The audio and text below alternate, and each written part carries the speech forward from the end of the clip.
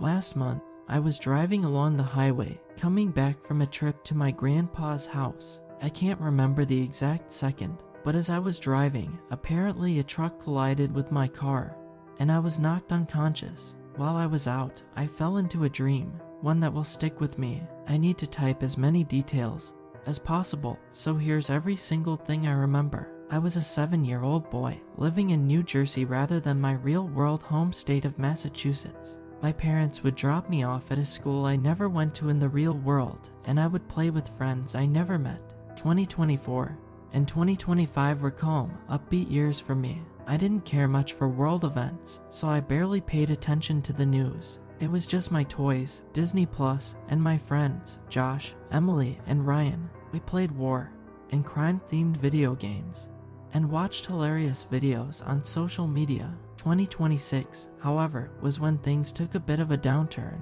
In March, my friend, Josh, died in a car accident, and they noticed his eyeballs were missing from their sockets after the wreck. I was shown a picture for God knows what reason, and I started to cry as I saw my friend's red eye sockets and lifeless face. That night, I kept my bedroom light on. I don't know exactly what time it was when this happened, but I was lying on my back, staring at the wall, when a pair of black pants popped up out of nowhere at the foot of my bed. Sidetracked, I looked up and saw a rusted face. The thing, whatever I saw, vanished. As I made eye contact with it, my heart dropped and I called for my mom. I chalked it up to the thing having been a ghost. I brought it up to my friends, Ryan and Emily, the next day. Emily told me she was in the car behind the one Josh was in and saw a man with a rusted-looking face running towards the car, but for some reason she doesn't remember what happened next. Chills ran down my spine as I realized the man was real. Together, my friends and I decided he was a ghost we needed to avoid. This pact made me feel less alone, and being as afraid of the ghost as I was, decided to never break it. I slept under my covers to avoid seeing him, and I didn't see him again until the trip I took to Canada's Wonderland. That summer, I was riding the Leviathan when I swore I saw a man a few rows ahead of where I sat, with a rust-colored neck. The adrenaline I felt riding the coaster turned to panic.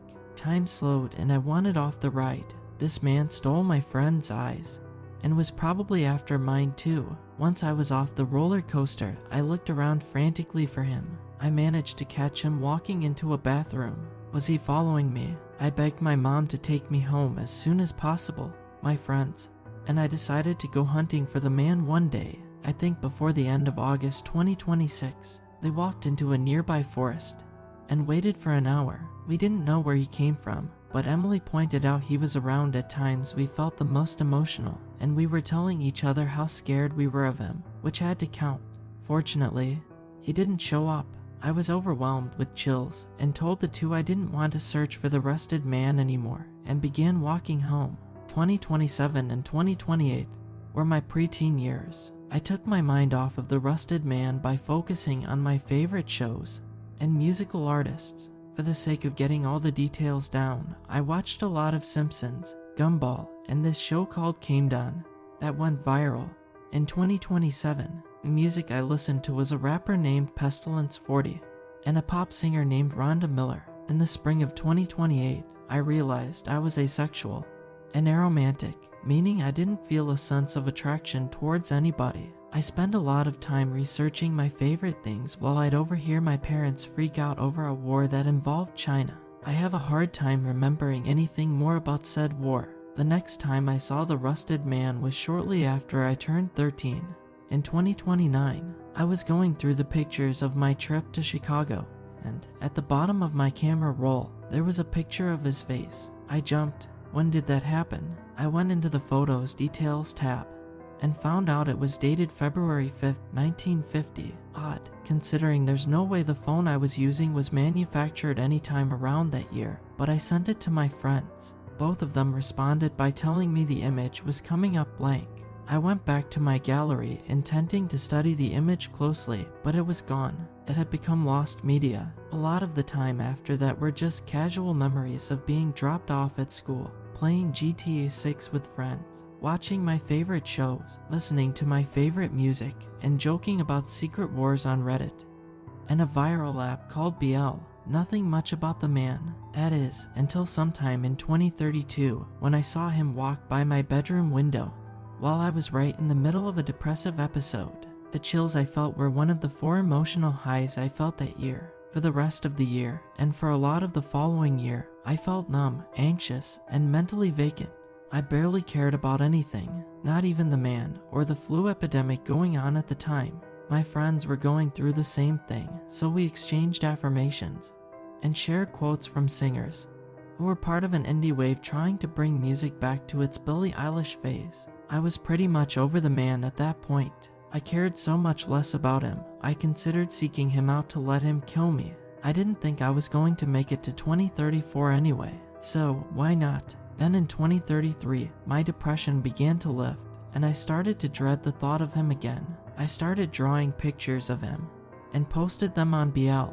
Over the course of months, I gained a following who claimed to have seen him too. Some told me they saw him in their dreams. Some told me they spotted him in a crowd, and others saw him in the window of a house they happened to be driving or walking by.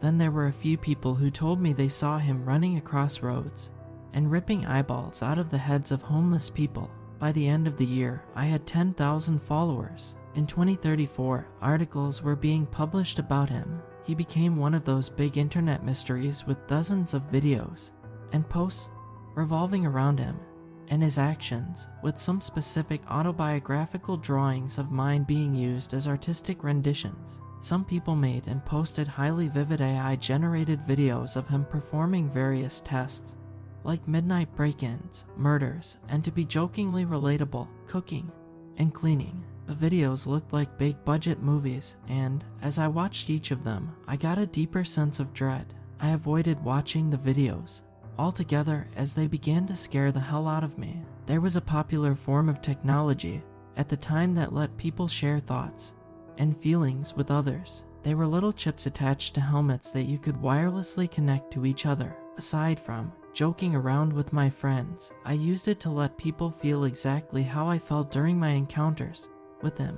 I told them I hoped we'd get to a point where we'd be able to share memories with others in order to give them the full observer experience. In the fall of 2036, the FBI announced they were on the case of the Rusted Man after a string of murders across the US left victims without their eyeballs. I was overwhelmed with chills as I read the announcement. It was official confirmation of the Rusted Man's existence. I called the police, reporting my encounters with the Rusted Man. They told me they'd keep a lookout for him. Throughout 2037, 2038, and 2039, I'd hear reports about more victims being robbed of their eyes, yet no official photos or video of the Rusted Man ever surfaced. There were dozens of fakes all over the internet that were debunked, and I just wanted an official one. At the same time, however, I wanted it to be a hoax. I wanted it to turn out the man with a rusted face was just a murderer trying to become notorious by cosplaying an internet legend. I distracted myself from the whole fiasco by keeping up with the mission to Mars. In 2040, the lack of photo and video evidence of the Rusted Man began to bug me. That was until that summer when something was found. The FBI released security cam footage showing a man with a rust-colored face beating a police officer in a parking lot. His face resembled a mask, but looked organic at the same time. It was him. I knew it in my gut. Comments from other victims commented the same. That's him. I can't believe it took this long to get official footage of him. Yep, definitely him. Right down to his eyes. I feel cold watching that. Yes, that is the man who stalked me when I was 7. I too felt cold watching it. I deleted it from my search history and closed all my blinds. He was real. It was confirmed. I knew I needed to hide away, even though I hadn't seen the man since I was 13. My friends told me they felt the same way. The early 2040s were full of fear and doing as many things from home as possible. I made most of my money from making videos about music and movies. Occasionally, I'd make a video about the man, but only whenever he hit the news. I decided to share part of my revenue with my friends, so they didn't need to go out as much and risk another encounter with the man. Luckily, most people just ordered food online anyway, which solved the hunger thing. Sharing revenue with my friends became more important amidst a recession I only barely remember taking place in 2041 through 2043. I began to go outside more in late 2043, early 2044. The man hadn't been in the news for a year, so I joked the FBI had caught him and found out he was an alien. I found it weird he was only reported in Canada and the US. Maybe it wasn't so weird in actuality, but it was as if something was missing, like he was present in other places, but no reports had gotten out. I chalked it up to a random assumption and went along with my days. In the summer of 2044, I discovered a conspiracy forum dedicated to the Rusted Man. I can remember some of the post titles quite vividly. The Rusted Man, what is his face really made of? Is the Rusted Man the last resort for the US government on homelessness? DNA connects the Rusted Man to Dinah Cortez. I got out of that forum right away and blocked it from my search results. There was no reason to read any of that baloney. Throughout 2045, pop singers would insert references to the Rusted Man into their promotional music videos, but they usually either butchered him, had him get arrested, or portrayed him as a metaphor for the singer's own mental health issues. While I was glad he was getting attention, I kinda regretted giving him so much coverage, as it meant I had to hear about him everywhere all the time. I brought it up to Emily. Yeah, but I feel the same way, she said. I sometimes wish I could hit a button and give everyone amnesia for a week. While I kept hearing about him, I sure as hell hadn't seen him for a while. I thought I was free of him. Maybe he just left me alone. Maybe he leaves certain people alone after teasing them for a bit. I was wrong. On one especially sunny afternoon in September 2045, I was jogging along the sidewalk on a road not too far from where I lived. I couldn't help but notice the sky looked like a painting, a really good one at that. As I stared up at the oddity, I bumped into somebody, my face colliding with theirs. Their complexion was odd. It was rough, and almost felt like duct tape at the same time. I looked at him and told him I was sorry, but that's when I saw his face. It was him, the man with the rusted out face. I went cold and felt I needed to force myself to step backwards. When I did, the man let out a chilling shriek. It sounded metallic, but like the climax of a sneeze at the same time. He stared into my eyes, which began to tingle. My heart dropped and I broke the stare, turning around and sprinting along the sidewalk. Once I got home, I shut all my curtains, reported the man to the police, and texted my friends about the encounter. All I could think was, how long do I have to go through this? At least I was 29 years old, so people would believe it when I say it happened to me. I wasn't a kid anymore, but even then, I wish the Rusted Man was nothing more than a normal childhood hallucination. I went to my doctor for my eyes, just to make sure they were all right. He found an odd transparent substance under each of my eyelids, and referred me to a specialist. Some tests were done and I was told substance was the same one found in every crime scene involving the Rusted Man. They concluded I needed to be quarantined in my home for upwards of 20 years. I'm not kidding, that was the protocol. During quarantine, the man never showed up at or in my house. I could only wonder what he was doing other than probably killing somebody. I dreaded the idea of him showing up. I had nightmares once a week. Other than that, I still had access to the internet, so I watched as society developed while I was unable to go outside. A political uprising happened in favor of conservatism in 2046, which was met with equal push from the liberal side due to claims of violence towards those that wanted science to be taught in school. In 2050, Russia collapsed and fell into a civil war, but was avenged by China and India. By 2053, we were able to use MRI-like devices to project imagined images onto a screen. I ordered one for $100 and used it to recreate my memories of the Rusted Man and share them online. They were chilling to look at, so I considered not opening them for a while. In 2056, a major cyber attack brought down various websites. Luckily, no archival sites were taken down. Personally, I just spent the years making content and building a fan base that sent me emails all the time. The switch from foldable phones to perfectly flexible phones in the late 40 seconds was fun. The phasing out of laptops due to phones becoming ever more useful was welcome. Things were pretty normal for that stretch of time, aside from the quarantining. I got pretty used to it though, and developed a habit of jogging on the spot for exercise. Throughout the 2050s, the Rusted Man made the news once a month. Throughout the early 2060s, he was making the news once a week. I wanted to look at the news less often, but I had to because it was important. It didn't matter how dreadful the increased volume of attacks was. Throughout the mid-2060s, reports came out about him destroying AIs, possibly because he didn't have high-tech glasses that identified AIs as one of its features, so he likely thought they were human. This led to an upping of security around AIs and advancements in their security protocols. By 2067, a report came out stating less bots were getting attacked by him. The man spent the rest of the 2060s and the beginning of the 2070s continuing his murder spree without much to be discovered about him. He was still an unsolved mystery and had become one of the most notorious figures of the 21st century. In 2071, reports about the rusted man's eye thieving became daily, and worldwide, major news talking heads began pushing the idea the rusted man is an alien who could attack a major celebrity or politician. Of course, celebrities and politicians upped their security tenfold during the mid-2060s due to the weekly attacks, so nothing could go wrong, right?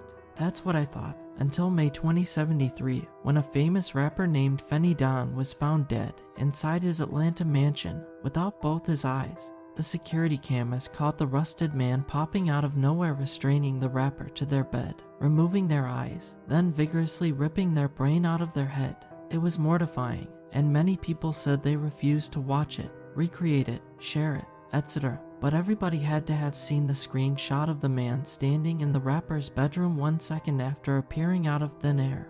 It was shared all over the internet for months. The video itself was proof this guy could teleport and move objects telekinetically. The Pentagon released a report soon after, which included speculation about the rusted man's intentions. It was thought the rusted man was after people's eyes, because they are impossible to reproduce alone, and nothing beats them in terms of perception. That wasn't the only thing I was wondering, however. Why he needs them is still very unknown, and multiple theories so far haven't passed the merit test. There it was. It needed to be figured out soon, because I wanted to know. I anticipated the day the truth came to be known. I needed the damn closure so bad.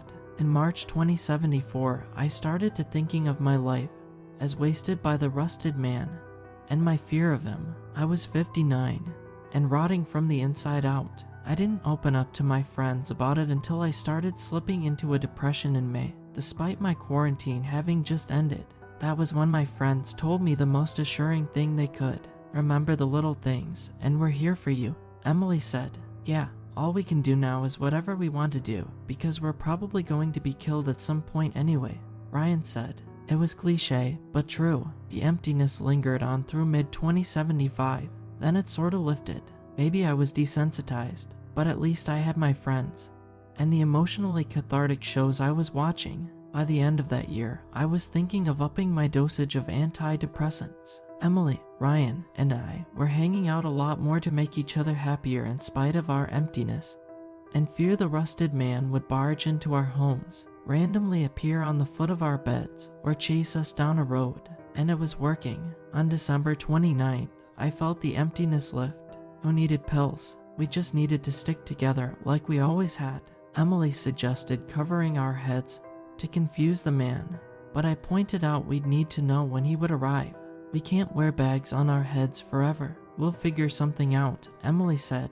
In mid-April 2076, I was eating dinner when I started hearing a loud rushing water-like sound coming from outside. I went outside to check out what was going on, but I couldn't find the source. I watched as my next door neighbor walked out onto their front porch, then the neighbor directly across the street stepped onto their porch. Both of them looked up at the sky with looks of confusion. I checked the news later on to find the sound was being reported all over Canada, all over the US, in the UK, Australia, Spain, Japan, South Africa, Chile, then pretty much everywhere else. The entire world was hearing this thing. The noise went on for days, then weeks. Comments under articles were mixed about the sound. Some thought it was annoying, others enjoyed its fuzziness. Both Emily and Ryan both told me they thought it was ear-piercingly horrible. Comedians joked about aliens, and NASA started to theorize it was actually extraterrestrial in nature. The sound finally faded in June 2076, and Emily, Ryan, and dozens of people across the internet expressed their relief. Around August 10, 2076, I was mowing my lawn when I noticed him standing across the street from my house. The rusted man. He stared my way, not moving an inch. As he stared sinisterly into my soul, I was overwhelmed with chills. But that wasn't it. I noticed something off about my surroundings. The trees, bushes, grass were no longer moving in the wind. The man even looked static himself. I couldn't help but stare at the oddity. Everything that should have been moving just seemed so two-dimensional all of a sudden. I pulled my digital glasses out of my pocket and attempted to call the police, but the numbers weren't in the right order. Attempting to dial 911 brought up a different combination of 3 numbers each time. I sprinted back inside and shut all the curtains again except for the ones in the kitchen, as they refused to move when I tried to shut them. Over the following week, the fleeting rushing sound returned to the sky. This time, it sounded familiar, not just because I heard it for 2 months straight not too long before. It seemed as if I had always known that sound. I realized it more and more as the weeks went on. In early September 2076, I went to the museum. On my way there, I noticed the trees were still static and fake looking. I tried my best to not even think about them, but rather on the technology of the early 21st century. When my phone decided to work, I texted Emily. Apparently, I had missed 20 messages from her, but I was too freaked out about my surroundings. Does anything seem off about the trees? I asked. No, they look fine to me, Emily responded. They look fake all of a sudden. The grass too, I said. Also, I feel like I've heard the buzzy static long before this year, and sometimes my phone looks off, which is why I missed your messages. Have you told your doctor about this? She asked. I hadn't, but I decided to make an appointment. On the day of the appointment, my doctor immediately diagnosed me with schizophrenia, but I knew there was more to what I was experiencing. The day after my visit to the doctor, Emily and Ryan came over. I showed them the trees across the street and the grass on my lawn. I told them how fake it looked to me. They told me it all looked normal. They didn't notice anything unusual like I did, which only made my obsession deeper. I looked around at everything for a while. My friends tried to convince me to do stuff with them, but I refused. Eventually, they left, and I stood there, trying to make sense of what I was seeing. Every day, I stood in my front yard for 2 hours, looking at the trees, bushes, and grass. In late September, the buzzy static began to feel more localized to my heart, and I could hear a subtle whooshing along with the buzzing. It too came from the sky. By mid-October, the sound dissipated, but the ambient noise was still going strong. People would walk past my house like there was no sound coming from the sky at all. On October 15, 2076, I stood on my front lawn, listening to the whooshing noise and watching the trees cease to convince me they were normal. Then, the whooshing sounded localized to my lawn, and then it hit me. None of this is real. My life never really happened. My friends never really existed. I'm about to come out of a dream. Suddenly, I immediately alternated from standing to laying down on my lawn without having moved a muscle. I was staring up at the sky, which was getting brighter. I could feel my heart beating. I began to hyperventilate, as this was new to me. I couldn't remember my waking life at all. Where the hell am I going? I looked over at the unrealistic trees. Then everything went blurry. Pain erupted in my chest. Then I was lying on a stretcher. I wanted to move, but I was in shock. What the hell? What's happening right now? Then I remembered my life. My real life. Then the drive. The crash. I fished my phone out and looked at the date. May 23rd. I checked the calendar for the year. It was 2023. I was overcome with a heavy feeling of sadness. I thought I had spent 53 years being friends with 2 amazing people, but I was really just unconscious for a short time. I can't stop thinking about Emily and Ryan. The whole thing about the rusted man was crazy, but some things will never make sense. Last Thursday, I was sweeping my room, still feeling like I had lost real friends, when I turned around to sweep near the door and saw the rusted man standing right outside my room. I went cold. It was really him. That rust-colored face, those eyes. I thought I was hallucinating at first. I knew I wasn't dreaming though, as you know when you're awake. When you're dead awake. The rusted man lunged at me, and before I could react, I was being tackled to the ground. This isn't a hallucination at all. Damn, dread overcame me as I struggled. Pain shot up through my back. At some point, I managed to get him off of me. Then I sprinted into the living room and out the back door. I didn't have my phone with me, so I couldn't call the police. I looked back and saw the man's silhouette in the door frame. He lunged at me through the dark of the night. My heart sunk and I sprinted away, but tripped and fell face first onto the grass. Not a second later, I felt a painful thump. I woke up in the hospital with that unexplainable liquid under my eyelids, the liquid I had in the same spot in the dream. My heart sank even further. Great. The doctors told me I'd be going in for testing and asked me what happened. I told them, describing the man to them as well, but in a plausible way. He probably had face paint on or something that made his face look like rusty metal. Later that day, one of the doctors told me my tests have been scheduled for the night. Just the night before, I heard Emily's voice in a dream, but she was nowhere to be seen. I woke up with tears streaming down my face, wondering why the rusted man had to be real, but not the two people who were always there for me, or the other victims of the man himself. My curtains have been shut for days now. I've informed my neighbors of the madman, and the police told me they're still on the lookout. All I want to know is who this man is, what he wants with my eyes, how much longer I'm going to live with him stalking me, and how dreaming truly works.